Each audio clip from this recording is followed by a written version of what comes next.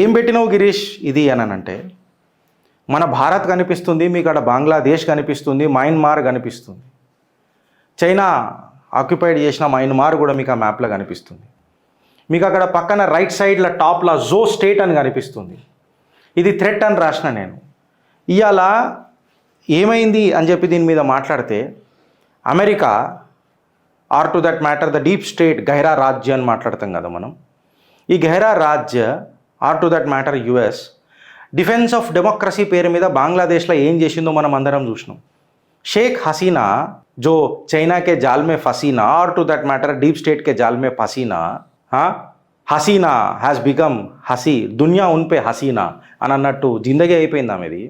ఆమె చెప్పకనే చెప్పక అమెరికా ఒక క్రిస్టియన్ స్టేట్ ఫామ్ చేయడానికి ప్రయత్నం చేస్తున్నది బంగ్లాదేశ్లా అని చెప్పి చెప్పింది.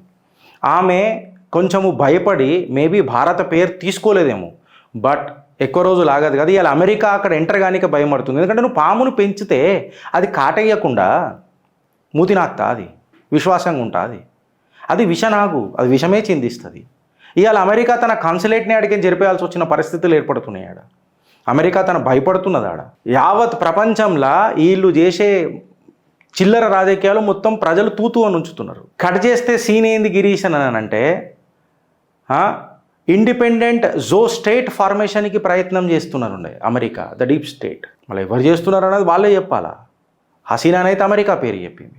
Independent Zo state. ఈ జో స్టేట్ ఏంది గిరీష్ అని చెప్పి మీరు అడిగితే Bangladesh, Myanmar and Mizoram inhibited by the Kuki Chin Mizo గ్రూప్ని పెట్టి ఒక వెస్టర్న్ పవర్ లెక్క ఇన్క్యుబేట్ చేద్దామని చెప్పి ట్రై చేసిండ్రు. ఈ లైక్ ఈస్ట్ టిమోర్ ఏదైతే ఉండేనో బంగ్లాదేశ్లో ఒక క్రిస్టియన్ కంట్రీని తయారు చేసి దానికి ఒక బే ఆఫ్ బెంగాల్ని ఒక బే చేసుకొని పోదామని అన్నట్టు మనకు హసీనా చెప్పింది. కాకపోతే హసీనా భయపడో లేకపోతే మళ్ళీ తనకు ఏం అడ్డం వచ్చిందో ఆ పరమేశ్వరుడికి తెలుసు. ఈ నార్త్ ఈస్ట్ మన మిజోరాం కూడా అందులో ఉంటుంది అని చెప్పి హసీనా ఇండైరెక్ట్గా చెప్పలే మనకు. కాకపోతే ఒక హింట్ ఇచ్చింది. ఇవాళ ఈ కుకీ చినో మిజో పీపుల్ ఎవరైతే ఉన్నారో వాళ్ళు జో పీపుల్ అని చెప్పి మాట్లాడుకుంటున్నారు. జో పీపుల్ అని చెప్పి మాట్లాడుకుంటున్నారు. మళ్ళీ ఈ హసీనా చేసిన అన్ఇంటెన్షనల్ ఒమిషన్ ఏదైతే ఉన్నదో, ఇప్పుడు ఈ ప్రజలు ఏదైతే జోగాం పబ్లిక్ లెక్క, హోమ్ల్యాండ్ పీపుల్ లెక్క, జో పీపుల్ లెక్క మార్కెట్లకు ఎంటర్ అయిదామని అనుకుంటున్నారో, ఒక ఇండిపెండెంట్ స్టేట్ ఫామ్ చేద్దామని అనుకుంటున్నారో, ఈ డీప్ స్టేట్ ఇన్వాల్వ్మెంట్ ఎంత డేంజరసో, భారత్ని ఎట్లా విడగొట్టాలని చూస్తున్నదో, ఈ దుకాణాలు, ఈ రైస్ బ్యాగ్ దుకాణాలు ఎంత డేంజరో, ఈ మిషనరీ ప్రాపగెండా ఎంత డేంజరసో, దీనికి చెక్ పెట్టింది నరేంద్ర దామోదర్ దాస్ మోదీ అలా FCRA లైసెన్సులు సీజ్ చేసి.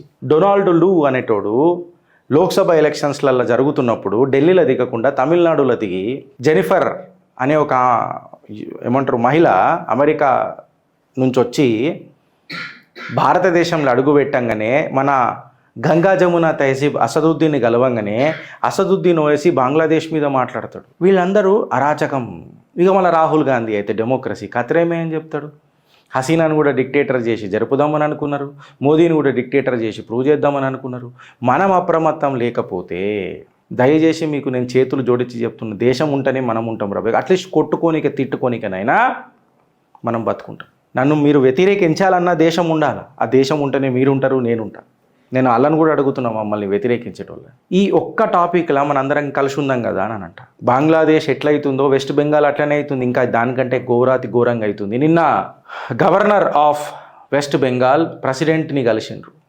వాళ్ళ ప్రెసిడెంట్ రూల్కి దారి తీస్తుందా ఎక్సెట్రా అంటే నేను ఇంతకు ముందు కూడా చెప్పినా, ఇప్పుడు కూడా చెప్తున్నా, ప్రెసిడెంట్ రూల్ పెట్టడం వల్ల వెస్ట్ బెంగాల్లో ఏమి జరగదు. ఇంకా నిజంగా చెప్పాలంటే ఇంకా సర్వనాశనం అవుతుంది. మమతా బెనర్జీ ఇంకా గట్టిగా అవుతుంది. మళ్ళా పొలిటికల్ కిల్లింగ్స్ జరుగుతాయి హిందువుల మీద.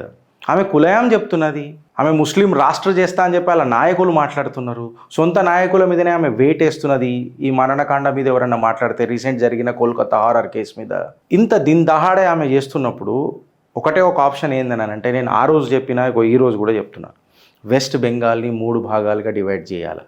భారతదేశ ఇంట్రెస్ట్ని తీసుకొని, in the interest of the nation, the West Bengal has to be divided into 3 parts because we cannot wait and watch the Dian's politics, the demons politics.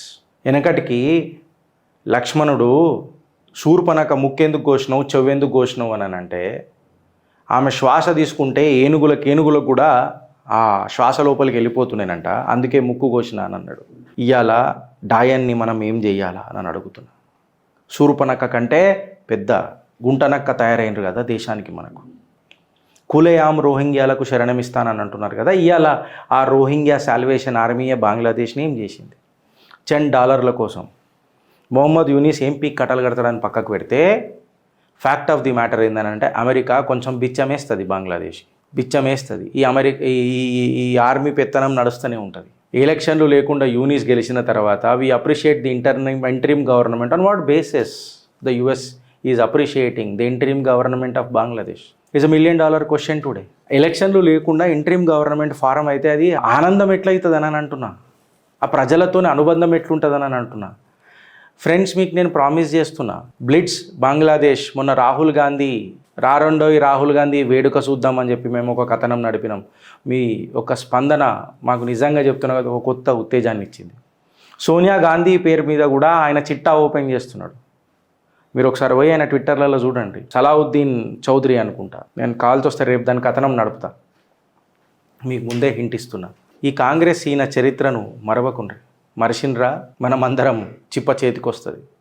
అరే, బర్కాదత్ కాశ్మీరీ జెనోసైడ్ జరుగుతున్నప్పుడు ముస్లింలను ఎట్లా సమర్థించిందంటే, హిందువులంట అక్కడ గవర్నమెంట్ జాబులు అరే మెరిట్ ఉంటే గవర్నమెంట్ జాబులు వస్తాయి, మెరిట్ లేకుండా మాకు ఉద్యోగాలు రావాలి, మా ఉద్యోగాలు చినాస్తున్నారు అని అంటే సిగ్గులు శరాలు ఉండాలి వీళ్ళకు మాట్లాడడానికి బర్కాదత్కి. మళ్ళీ ఇవాళ ఎందుకో హారర్ మీద మాట్లాడతలేదు. వెస్ట్ బెంగాల్లో బంగ్లాదేశ్లో అంత మరణకాండ జరుగుతుంటే ఎవడు మాట్లాడాడు? పాకిస్తాన్లో ఇవాళ ఎంతమంది హిందువులు మిగిలినరా? మీరు మాట్లాడతారా గంగా జమునా తహజీబ్ల గురించి? సిగ్గులు శరాలు ఉండాలా? దానికి సమర్థన ఈ కాంగ్రెస్ ప్రభుత్వం ఇస్తుంది. డిస్ట్రాక్షన్ టాక్టిక్స్ అంటాడు రాహుల్ గాంధీ. సోనియా గాంధీ అయితే పెదవి అయిపోదు.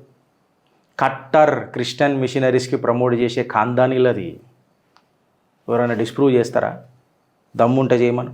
వ్యక్తిగత జీవితాల మీద నేను పోను, కాకపోతే రాజకీయాలల్లా మీరు నా భారతదేశాన్ని గెలకనిక ప్రయత్నం చేస్తారు, నేను గెలుపుతా. ఇక వ్యక్తిగత జీవితాలలో కూడా వస్తా అప్పుడు. అందుకనే 3 ముక్కలు. వెస్ట్ బెంగాల్ ఇది 3 ముక్కలు అయితేనే దాని తర్వాత మనం మళ్ళీ కేరళ గురించి ఆలోచించాలి. ఈ గుణపాఠం అనేది గుర్తుండాలి అందరికీ. నేను ఆల్రెడీ మొన్న కథనం చెప్పిన దీని మీద, ఒకసారి మా పాత వీడియోస్ పోయి చూడండి. దేశ్ సే బడకర్ కుచ్ నహీ, క్యోంకి ఇస్ మాటీ కో హమ్ మాँ कहते हैं. భారత్ మాతాకి జై.